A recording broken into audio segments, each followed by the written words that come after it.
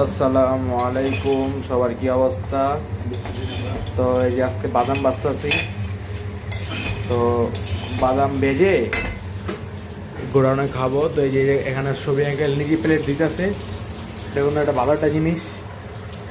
কি অবস্থা ভাইয়া তোমার? ভালো? একটা সালাম দেয় তো সবাইকে, জোরে জোরে। আসসালামু আলাইকুম।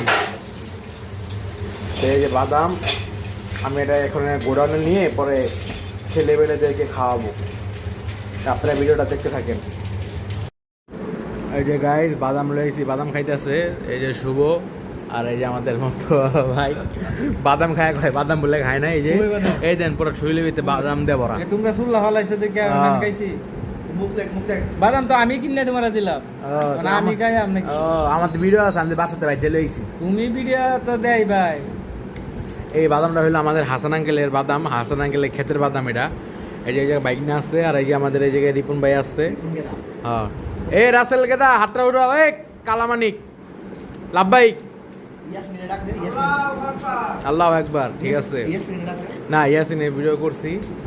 তো এই যে এখানে ক্যামেরা লিতেছে, আর এই যে মোস্তফা।